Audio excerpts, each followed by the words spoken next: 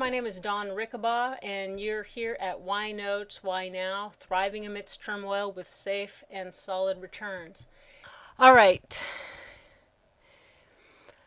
Just as a way of introduction, some of you know me already and some of you don't. I've written a book called Seller Financing on Steroids that kind of started a lot of my journey in the last 2 to 3 years. And I've recently, earlier this year, created a membership training site called Owner Financing Club. Some of you are members of that. I've been interviewed by Investors Business Daily, the Wall Street Journal's Market Watch, and the National Association of Realtors actually had me on their radio show not too long ago. And so it's been a privilege to have a little bit of airtime for these ideas that I think are so profoundly important for a variety of reasons. What we'll be covering tonight. First, I want to lay the groundwork for the current landscape and a philosophy for investing in today's market. Then I want to talk to you, maybe not everyone is familiar with what real estate notes are and actually where they come from. So we're going to talk about that, just the basics. And then we will cover the 3 ways that you can invest in real estate notes or real estate paper. They're interchangeable. We'll talk a little bit about ideas for how you can underwrite both the payer and the property to minimize risk, although that's a fairly comprehensive topic, but we're going to touch over that. And then I want to contrast the process of buying property with the process of buying paper so that all of you, I'm guessing most of you, have bought a piece of real estate at least once in your life. So if you've done that and you understand that fairly well, I want to show you how you already understand the note buying process as well, even if you think you know nothing about it. And lastly, I want to show you and invite you to get involved today investing in notes in one of the 3 ways that are available to you. Okay, this is the map of the world that I like to start everyone off with, just to show you what I feel the edges of the planet are. Here's our playing field. We have principals. We have property sellers. They're wondering how they sell and get top dollar for their property. We've got property buyers wondering how they buy property when they can't qualify for loans. And we've got passive investors wondering how to make solid and safe returns, solid cash flow, passive cash flow in today's market. We have banks. They've got the bailout money, but they're not lending. And then we've got hard money lenders, still a fair amount of that going on. Then you've got seller carrybacks. These are owners who carry back paper on property they already own. And then we've got the note buyers on the secondary market buying from the 3 above. Okay, and these represent the principals in the market. Then we have the professionals that are the players. We have the real estate brokers trying to make money between property sellers and property buyers. They're having a tough time because deals are falling apart. Then we've got mortgage brokers who are trying to make money putting passive investors, usually banks and private lenders, together with property buyers. They're having a bit of a time, especially with the traditional financing, a real miracle if you can get those pushed through. And then we've got note brokers who make money between owner will carry property sellers and passive investors. And so with these 3, we've got the 3 professionals. So we've got 3 principals and 3 professionals. And in my opinion, this image provides suggests balance and harmony and functionality. When you understand owner financing in notes, you could, no matter where you are, if you're a property seller, a buyer, or a passive investor, you can use your knowledge of private notes and owner financing to make money. If you're a note broker, a real estate broker, or a mortgage broker, and you understand owner financing in notes, you will understand how to make more money and put more deals together. So we can quit. Everything's heavily dependent upon banks lending to buyers. And since this isn't going so well, we need to find, instead of making the banks carry the bulk of the load, we need to find out how we redistribute their job to the private sector, and all of us make money, okay? And everyone do a lot more. So this is something, the passive investors, this is why I think a lot of you are here tonight, is to learn how to make passive cash flow by buying notes or investing in notes in a variety of ways. And we're going to come back and flesh out this idea a little bit later. Okay, so for right now, all right, the current landscape that we have right now, we have stock market volatility and high unemployment and getting higher. In fact, I didn't put this down, and I think like 15 to 20% of the American people are on food stamps right now. We have gold closing today, I think, close to 1762, silver at 34. This represents a lack of confidence in the fiat currency system. This is big. You've probably heard about this. MF Global scandal and bankruptcy. I'm going to flesh that out in a second. The failure of Dexia, which is, I think, a Belgian European bank that actually failed just a couple months after it got past the stress test, so to speak. We've got increasing tensions with China and their bubble looking like it's trying to pop. We've got printing presses running overtime.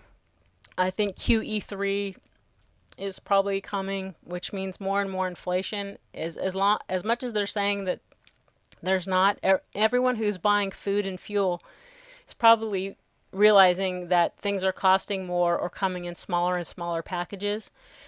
This is real new. The biggest bond gains in almost a decade have pushed returns on treasuries above stocks over the past 30 years.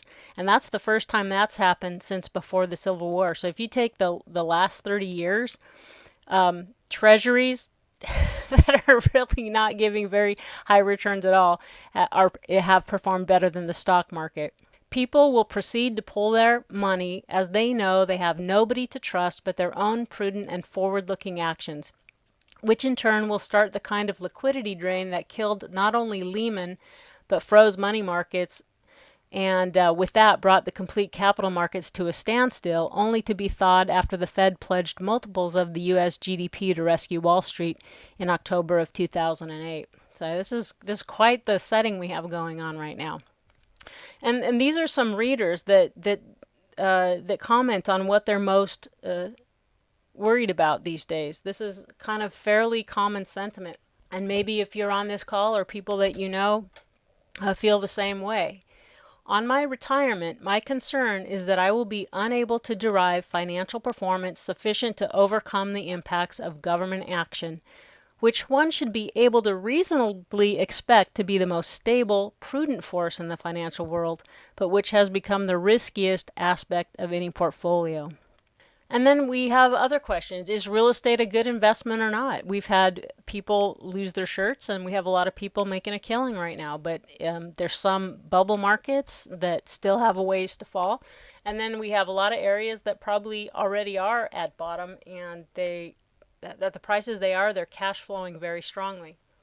And then we always never know about the shadow inventory. There's many people who haven't even begun the foreclosure process that haven't made a mortgage payment in over 2 years. And then there's all these, we don't ever know what regulatory brilliance will come out of Wall Street and Washington next. I mean, the Dodd-Frank and the SAFE Act and 129C, all they've done is complicate matters and made it more difficult for the private sector to step in where the institutional world is falling apart. And we have to wonder, will rents continue to go up or will they go down as householders are squeezed between underemployment and rising prices? And in general, because of the emotional climate of the country, many people, even who are capable of buying, are leaning towards renting instead of buying. So it's obvious that we need to look out for ourselves. We need to unplug from a system that is increasingly stacked against us and put our money where it strengthens and enriches ourselves, our communities, and our economy. This is a quote by Catherine Austin Fitts. I love following her work. I would highly recommend it over at solari.com. She says, "We don't have an economic problem. We have a political problem." She's suggesting that if we unplug from the system and use it to empower and enrich our own communities, we'll have more abundance than we know what to do with. I also believe that you should be going with what you know. Most people understand residential real estate, and real estate has always been one of the very best ways to create wealth over time. Going along with this whole idea of go with what you know, invest in things that you understand so that things you could actually take control of yourself if you had to, and not rely on someone else. But if you're invested in something that's part of a huge conglomerate of something, if something goes sideways, there's no way that you're going to be able to step in and control and manage your asset, your money. Also, look for ways to invest in your community and in stable communities across the U.S. But not everybody wants to be a landlord, myself included, and deal with tenants, toilets, taxes, and trash. How can we have investments that are secured by real property we can understand without having to become property managers, and that hedge us against further potential declines in the real estate market? My answer is notes. Big surprise, right? Discounted notes secured by residential real estate that you will have a very small chance of ever owning. But if you ever did have the opportunity, you would own them at a fraction of the cost you would pay to buy them outright. Your basis would be very low, and we're going to show the examples in a minute. Lending money and or buying discounted notes can be a backdoor way to owning real estate at rock bottom prices. Not that you ever lend or buy a note setting someone up for failure, by the way. So, even if there's still some softening in real estate prices that needs to shake out of the market, there's a very small chance of loss, because when you're buying the discounted note, you're in at about 50 cents on the dollar or less of the value of the property, 50% of the value of the property or less. You got a huge amount of protective equity on top of you. So let's just back up and show you some numbers about this. So if one investor would buy a rental for $50,000 and be happy with his 8% cap rate, right? His 8% return when it rents for $650 a month, which is 1.3% of the purchase price, then why wouldn't you be happy buying a $25,000 first position note secured by that same property that earns you 8 or 9% without any of the management or headaches or maintenance and repair surprises? And if you did have to foreclose, you'd only be in, say, for $30,000, right? $25,000 plus, let's say, $5,000 for foreclosure fees. And you'd be entitled to that $650 in rent, which would be a much better return, 2.2% of the purchase price. Buying discounted notes secured by property that you wouldn't mind owning is a great approach. If one investor would buy a rental for $50,000 and be happy with his 8% return when it rents for $650, which is 1.3%, then why wouldn't you be happy buying a $25,000 first position note? You're making 8 to 9% if the note performs, but if it doesn't perform and now you're in at 30 to own the property, now you're making a 13.3%. You just jumped, right? Because you're collecting that $650 in rent. There's going to be some fees in there, but that's 2.2% of the purchase price. So you can see that worst case scenario, your return jumps up dramatically. But if prices soften up a bit, or if rents don't quite hold, then you're hedged, because you're only in at half of what the original investor is in at. The guy who bought the property, he's in for $50,000. So if there's a 15% drop in property values, that's a $7,500 loss for him. But for you, it would mean that instead of a $20,000 profit, you would only have a $12,500 profit. That's worst case scenario. You had to spend, you're in it for $30,000 to get the property back, and you sell it for $50,000 or $42,500. Okay, so you can't lose. Or what if rents get competitive? Because fewer and fewer people have jobs. So the first guy, he's in it for $50,000.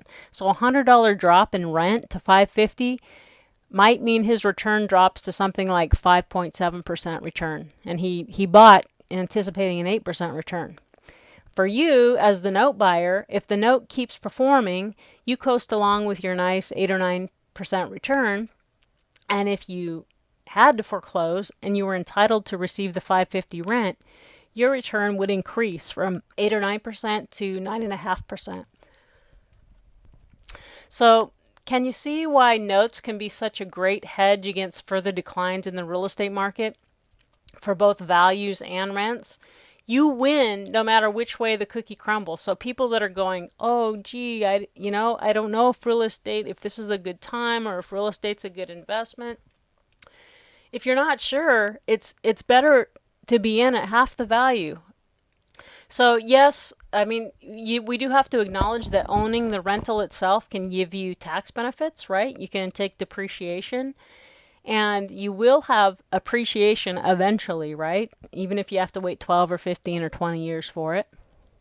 And let's say that rents don't go down. Let's say that they actually keep pace with inflation and rents keep going up because of inflation. Then you can consider rental income a better hedge against inflation than a note, because note payments are not going to go up and up and up. They're locked in, right? Property and paper. This is why I named my newsletter that thing, because maybe you want to diversify and own some cash flowing rental property and some paper that's secured by the same types of property that you wouldn't mind owning. That way you kind of got yourself covered from each side. And there's actually one product I can recommend that is a combination of both. It's the hassle-free predictable note income with a 50% equity position that gives you a piece of the upside when it sells 3 to 5 years down the road. So it's really hard to beat that. But there's not very many people that I would trust to get involved with, but I do have one. And I would also suggest you might want to diversify geographically too, because of employment in various parts of the country can change. We got Mother Nature playing tricks on us all over the place. And so if you've got all of your assets in one local market and something happens from economic forces or environmental forces, it could really wreak havoc with your portfolio overnight. In general, just besides property and paper, invest in cash flowing companies just like you would invest in cash flowing properties or cash flowing notes that have solid fundamentals, and don't get duped into selling because of market volatility. So once you have things that you believe in, just sit tight. It's also great to look for companies and individuals who are aligning their profits with yours as an investor. There are organizations where the executives, like the CEOs and the managers and all those people, only make dividends. They don't take salaries and big bonuses. They only make dividends like their shareholders. So they're motivated to make the company perform, and they don't siphon off the wealth up front and then leave everybody else hanging, right? Like so many of these companies are doing. You can find turnkey rental opportunities like that blended product I was just talking about a second ago, where the property managers, like you have a 50% equity position. They have like a 25% equity position. So they are incentivized to manage the tenants and the property well, because it affects their own bottom line. And they're going to make a lot more money if they don't squander the resources and the reserves that are set aside for the property. So it's a very good model where everybody is on the same side. And my philosophy is, when people partner with me on note purchasing opportunities, I usually leave anywhere from 50 to 80% of my normal fees in the deal. I don't take them out, so that I make the majority of my profit only if the note performs each month. Most people, would like somebody on their side. And I don't like to sell you a note, take my money, and then just say, hey, good luck with that. I stay in the deal and service the note each month, as well as manage the asset. If anything goes sideways, there's a late payment, a default, anything like that, I'm on the front line to handle it. And in many cases, I'll front the cost of any foreclosure actions that end up being necessary. And promising that, you can imagine that I'm very, very careful about what I buy. I value safety over yield because I like to sleep at night. I'm too old for financial roller coaster rides. I mean, I've already got way too many wrinkles looking back at me in the mirror. I don't want to have to get in a plane and deal with default anywhere in the country. Not my idea of fun. I only do business with people I trust and who trust me in return. I would call this reputation equity. That is another form of protective equity that's actually very important, but it's not a numerical number. I only participate in transactions that are a true win-win for all parties. If someone's getting stiffed on one side or are not fully disclosed to, I back out of the deal because I'm in this business for the long haul. So some of you know that I was a nurse in my first life. I worked as an RN for many years in my first life. In fact, I still have an active RN license, nursing license. But now, instead of doing triage and emergency interventions on bodies in the trauma center, I'm doing triage and emergency interventions with people's real estate situations and people's investment and retirement dollars. I want to help people, and it's important to me to be fair, honest, and protect everyone involved. In fact, I've been criticized by peers in my industry for being overly oriented toward taking care of people and keeping fees very reasonable. But like, I'm a nurse, right? I just can't do it. And I believe slow and steady wins the race. I don't need to make a killing with any one deal. Steadily move toward solutions that work for sellers, buyers, investors, professionals, everyone involved, okay? And empowers the community and helps unplug from an unhealthy tapeworm economy that we have going right now. Okay, so we're back to this where here's our map of the world. So we're going to go back and expand upon passive investors because I think many of you are this or want to be this, and I'm looking for more of you to team up with going forward. Passive cash flow investors. Okay, we've got banks that lend money sometimes. We've got private lenders. A lot of times they'll hook up with a local hard money lender in their community and say, here, put my money to work, you know, when you have a deal I like. And then we have property sellers who are willing to offer terms or carry paper. Their owner will carry property sellers. This is the primary mortgage market. They originate paper. They originate notes. This is where all the notes and deeds come from. These two loan money. This one here in the middle loans equity. But they all have a note and security instrument, note and deed or note and mortgage. Then we have discounted note brokers and buyers. This is the secondary market. Okay, the secondary market for banks is what? It's Freddie and Fannie. Okay, the ones that the mortgage-backed securities, government GSEs, government-sponsored entities. Right, that's the secondary market for banks. But then private individuals can also be the secondary market, and they actually can buy from banks. You can buy a non-performing bank note sometimes, onesie-twosie. You can buy private paper that sellers have carried back through an owner finance transaction, or you can buy paper that someone made a private loan and now they want out of it for one reason or the other. Okay, so here's your main opportunities. You can carry paper on property you already own. That's how you can originate notes and invest in notes that way. You can lend money in your local market, and you can make note and paper income that way. Or you can stay down here on the secondary market and buy from those other two above. Okay, those are the three ways that you can invest in notes, invest in paper. Now, let's back up and remind ourselves where the traditional private discounted note business comes from. And I want to just suggest, I have a little note to myself down here to remind you that if any of this goes too fast, what I want you to do is go over to Owner Financing Club. Right here, there's a couple of videos, Owner Financing Basics, So part one and then part two. So if losing you in this next section, please go back and remind yourself watching these two short videos. So I want you to think of this. Owner financing, an owner finance transaction is pregnant with and gives birth to the note business.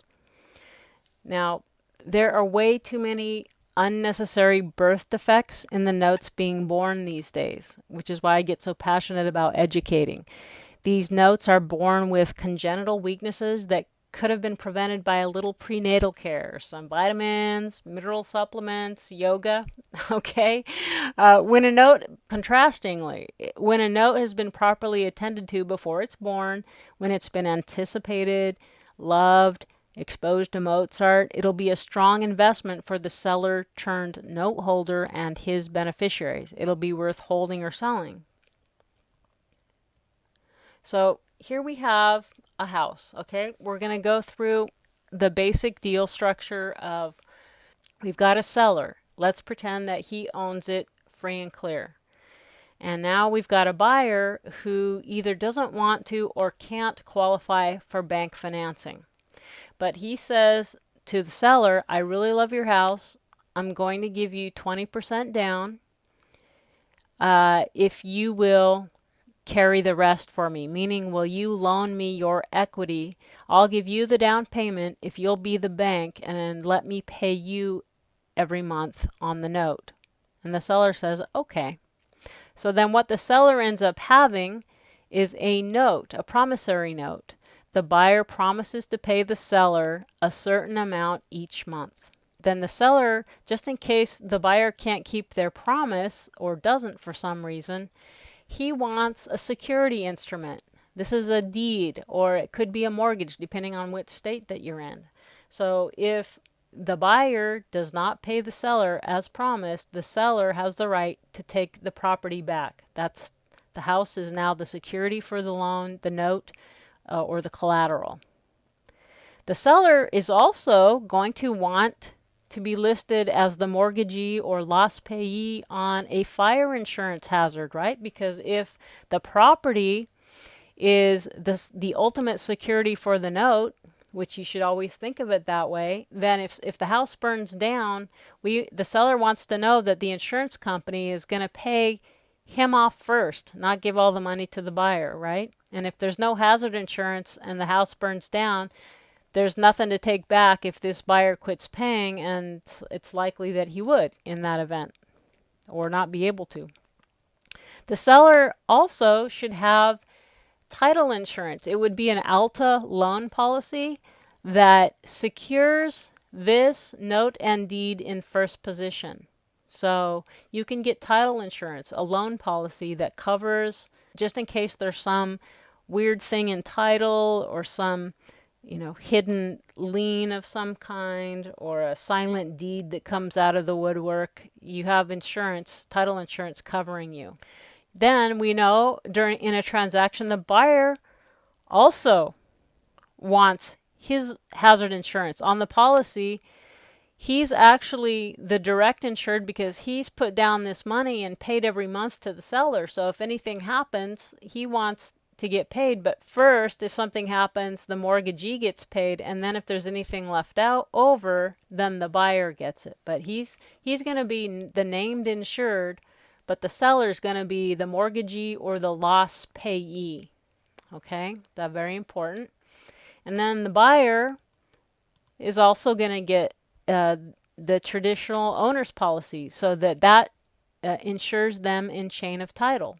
So both seller and buyer, have aspects of hazard insurance that they're covered by, and they each have a title policy. This is an owner's policy. This is a lender's policy. All right, so there we have our owner carry deal right there. Then we have a note buyer. So now how does this all work? If you come in and you see that this owner will carry seller has created this nice note. Remember, we pretended he took 20% down. Now he has a $80,000 first deed of trust or first mortgage. And what if we want to buy that as an investment? And what if that seller is real happy to sell because instead of, taking $1,000 a month, they'd rather have 60,000 or 65,000 all up front. And those numbers are possible if everything's been done appropriately. Well, here's what happens when the note buyer comes into the picture. Let's see if this works.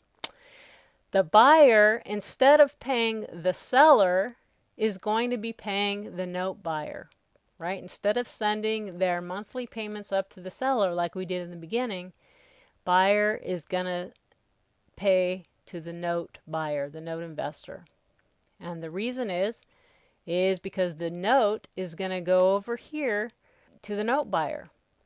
And even the deed is going to go over there. So basically the note is either assigned or endorsed to the note buyer.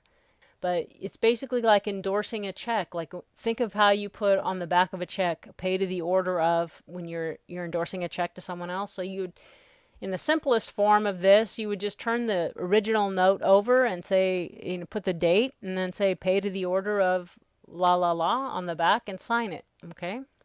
You endorse the note to the note buyer. That gives him the right to collect those payments from the note payer, which is this buyer borrower down here.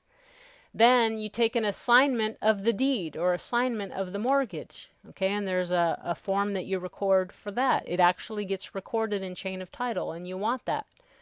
Okay, and then beyond that, instead of the seller being listed as the mortgagee and the lost payee, now instead the note buyer is going to be listed as the mortgagee or lost payee.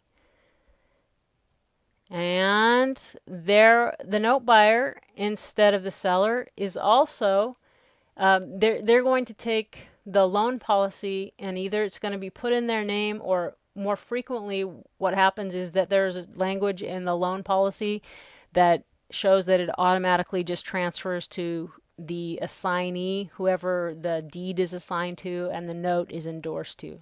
So, and of course the buyer is still the owner of the property. They're still paying the same payment they agreed to the seller, except for instead of sending it there, they send it over here to the note buyer. And they still have hazard insurance. They're still listed as the insured. They still pay for the policy. And they still have their owner's policy. Nothing's happened to them in chain of title as far as owning the property. And of course, this loan policy makes sure that the note buyer is insured, that they're in first position on this property. Okay, that is basically it. You could see that buying a property is the process and the elements involved is almost identical and very, very similar to buying a note. All right, just a quick comparison between the note/loan business. For all intents and purposes, I'm going to make these the same things because we all think that the note business is so different from the lending business, which we're familiar with, but it's really not, right? The traditional loan business as we know it is commercial banks, large institutions. They usually have standard loan rates and terms. You think pretty much 30-year fixed. That's what most of us think for a standard conventional loan. Their paper can be performing or non-performing, meaning it's either coming in as agreed or it's not. They often sell their notes and loans back and forth to each other as banks, and then, like we said earlier, to government-sponsored entities like Fannie and Freddie, who are the secondary mortgage market for the big banks. Then we have the private sector, it's typically called the note business instead of the loan business. And it's mostly at this point in time, and increasingly so, made up of individuals instead of large institutions. The large institutions kind of went the way when the whole mortgage-backed securities thing fell apart. So it's down to mom and pop community, you and me, let's make a deal kind of thing. Okay, and that's going to help all of us actually. We really need each other. We need to take our money out of the banks. If you haven't already, go do it. Go take your money out of Bank of America and Citibank and all those guys that are gross, and put it in community banks and credit unions, and invest in things that will support communities.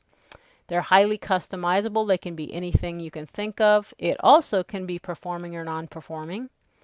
And they can sell their paper if they structure it well. Owner will carry sellers who carry back paper, lending their equity, can sell if they structure it well. Private lenders can sell for top dollar if they structure their paper well. And I'm just going to fly through these, but this is going to be one page of just showing you the types of thought processes that I go through when I'm evaluating a note, into seeing how strong an investment it is and what kind of risk it represents. I look at protective equity. Number one, I will only buy first position notes. Just like I said, I like to sleep at night. No second position, anything for me. I look at the credit of the payer. I look at their whole financial story, not just their credit, but you know, what's going on with them. I try to get the personal story. The amount of seasoning, how many payments have been made so far, and the pay history. Have those payments been made on time, or are they routinely late, or have they missed a payment? I look at the face interest rate of the note, and then the term. Those two things together will greatly determine the value or the amount I can pay for the note. Crucial, I look at the value of the underlying collateral, because no matter, even if this payer has put down, 25%, and they have 800 plus credit score, something can happen to that guy, right? So ultimately, even if he's trying his best, things can happen. And ultimately, the collateral or the security is going to be the ultimate payer for my note. So I have to look very careful at the underlying collateral and make sure that I'm well secured, that I'd be happy if the worst thing happened that I didn't want to happen, but I'd actually come out ahead from a yield and return on investment standpoint if I had to foreclose and the collateral had to pay me back on my note. I look at what's the foreclosure process in that state. Is it deed versus judicial? I really, really shy away from judicial foreclosures because they're kind of a wild card these days, and they take a lot longer than most deed states. Time value of money. I do my calculations, and a lot of times, I limit the amount of time that I'll want to be exposed to a certain note. I don't want 30 years, because the time value of money concept says that payment that's going to come in 30 years from now is going to be worth really so little in terms of today's dollars. And then the strength of the documentation. It's surprising how often there's errors in notes and deeds that come out of title, escrow, and even attorneys' offices. It's shocking. So all those things are what I look at and how I evaluate. And it goes, at this point, I want to kind of say that, and I didn't make a slide about it, but I'm just going to mention real quickly that historically, a lot of the traditional note buyers, discounted note buyers in the secondary market, they want owner-occupied paper because they feel like someone who owns the property, lives there, is super, super attached, and I'm not disagreeing with that, and that everything in their life has to fall apart before they're letting that property go, and that they'll quit paying on their mortgage. And that's true. But in my mind, there's not a lot of this good paper down. Number one, a lot of owners don't have very good credit because a lot of people have had foreclosures and short sales. They don't always have a huge down payment, although some do. They have it because they lived for free for 2 years in their previous house, right? So they saved, their credit's bad, but they saved a lot of money to put down. Even though the owner-occupied guy is probably a lot more emotionally attached to the property and is going to do everything they can to save it because that's where they're raising their babies. Still, that's one guy or maybe a couple, two people working, and any one of them or both could easily lose their job. And then we've got a problem. So I've increasingly turned my attention to non-owner occupied, where it's an investment property where there's a high net worth individual who's putting money down, a lot of money down, 40 to 60%. Here we've got an asset. We've got a note. So we've got a house that's really the payer for your note. Let's say you're buying this though. You're buying the note, but as we know, the property is really the payer on your note. The first layer of protection that we have is we have a high net worth payer. He doesn't need a job. He's not relying on earned income to pay for this property. Usually he's paid for at least half of it out of pocket up front. So if you're buying a note, it's usually no more than 50%. It wasn't, a 50% LTV note in the first place. So by the time you discount it, you're below that. Okay, so that's the first layer of security. And then what else I'm looking for is the tenants, because actually the tenants, not the payer, the tenants are really paying for this property, which is paying for my note. So what I want to know, what kind of vacancy rates do we have? What kind of a job market is it? The markets that are really strong, let's say they might have they might be the government seats. They might be the capitals of their states. They'll usually have big name corporations that employ hundreds and thousands of people in the city. So what you're looking for is areas that in general have strong job growth, so that you know that there's going to be an unending string of tenants who would be willing to occupy this property. So there's a lot that goes into that. Usually maybe didn't used to have to think of it, but I do now. The third layer of protection is the property management team. Just like I was saying, you can have a great house, you have a perfect note secured by a great house with a high net payer, and tenants, strong job market.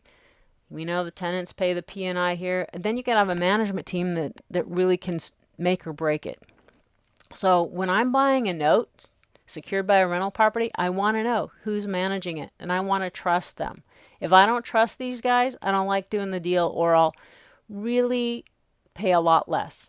The third, that's third, 1, 2, 3.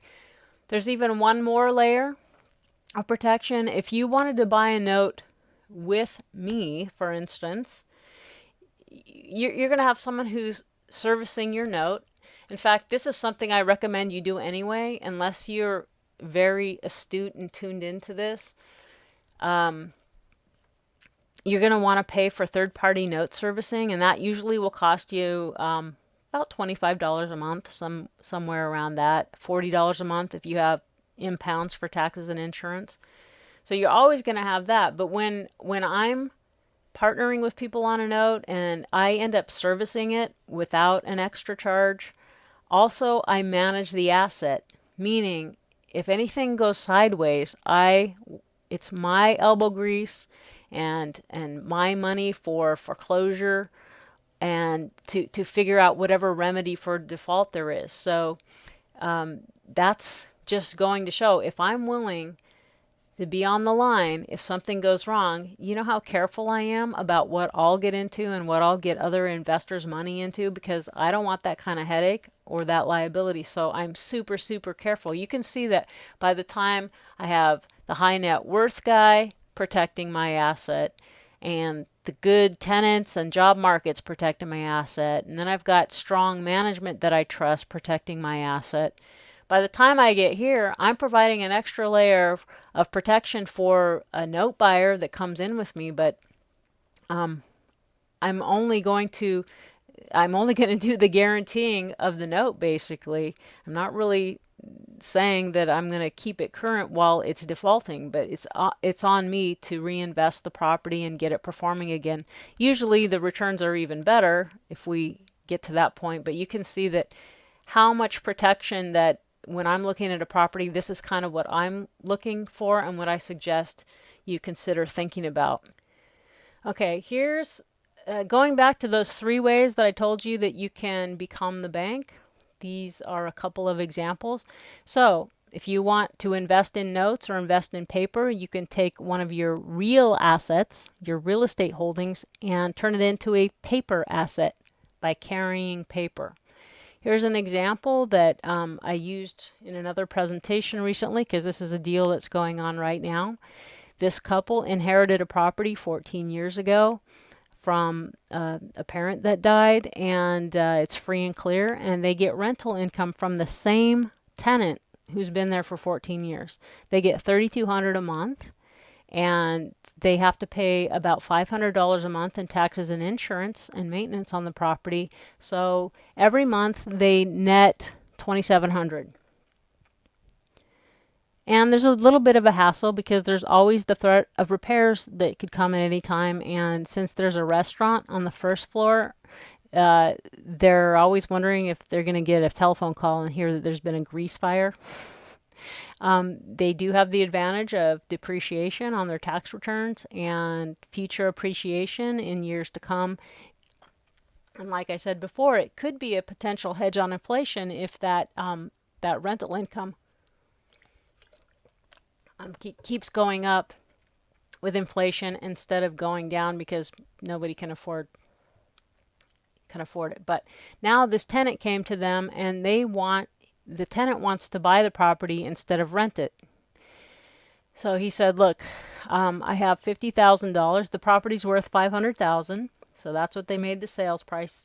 He's putting down $50,000, and then these owners are putting on a different hat. Instead of the owner hat, they're putting on the bank hat. They're becoming the bank on their own property. They won't own it anymore to collect rental income.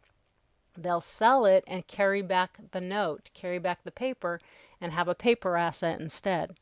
They're going to charge 9 3/4. They're going to fully amortize it over 12 years, 144 months. And so their monthly P&I, principal and interest payment, is $53.13. That's like double from what they're collecting in rent. So this is why it can be beautiful, just phenomenal to turn your real assets into paper assets, especially if you're getting tired and you don't want to manage and deal with things. There's no taxes, insurance, or repairs to pay for. There's no hassle. In fact, there's note servicing in place. That's kind of like, like property management. This note servicing is like note servicing is to notes what property management is to real estate. They get to defer capital gains because they're taking it on an installment sale, and they have potential liquidity, meaning if they wanted to sell part of their note, they could if they needed money for any reason. And the only thing is, it's not necessarily a hedge against inflation, because this payment is not going anywhere. This interest rate's not going anywhere. It's going to stay the same. So even if inflation went to 15%, this note payment is going to be the same. Unlike over here, rents might go up to $4,000 or $4,200 or something like that, but this is going to stay the same. So there's give and take, like we said, property and paper. There's a nice dance there.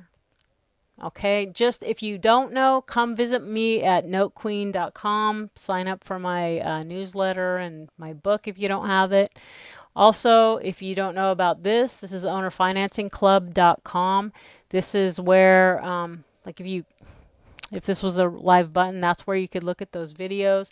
This is a paid membership site where I put these types of videos up, and lots of material up there that really helps you understand the dance between property and paper that we're having. So ways to start investing in notes. In fact, we're a little over. We're at 7:03 according to my clock here. So luckily we're at the end. How do you invest in notes starting today? Okay, just to go back over it again. We can carry back paper on properties you already own. Why don't you, remember how I'm a nurse? Okay, why don't you hire me to be the midwife to make sure your little baby note is born healthy and strong out of your owner finance deal? Okay, this is increasingly a way that I function to make sure that people aren't surprised and blindsided down the road finding out that they have a note they can't sell at all, or that it's requiring a massive discount to be able to create some liquidity and get some cash out of it. You can become a private money lender. You can go to in my area. I'm a private money broker. I do not a lot of these, but a handful every year. But only in California, Southern California, where I live and work and where my license is. And here is a massive, massive opportunity right now. Invest in discounted notes with me. If you're not making at least 8 to 9% on your money, it's disappearing while you sleep because of inflation, right? They're just eating it away. The buying power is disappearing just all the time. I have many, many opportunities right now to safely make these types of solid returns on notes where the investment to value is less than 50%. So you can sleep at night, I can sleep at night, and you always know I'm on duty, right? I'll take the morning shift, the swing shift, and night shift. I'm there to keep an eye on it. Okay, and so that is me, Don Rickabaugh, over here at Note Queen Capital Funding, notequeen.com. Here's how you can get a hold of me. Email me at dawn@notequeen.com. Let's talk. Let's get you started investing in one way or another. And here's the phone number, 626-470-3477. And if there's no other questions, I just want to thank you for being here tonight. I hope you've gotten something out of it, and I look forward to your feedback. Thank you, and you have a great evening.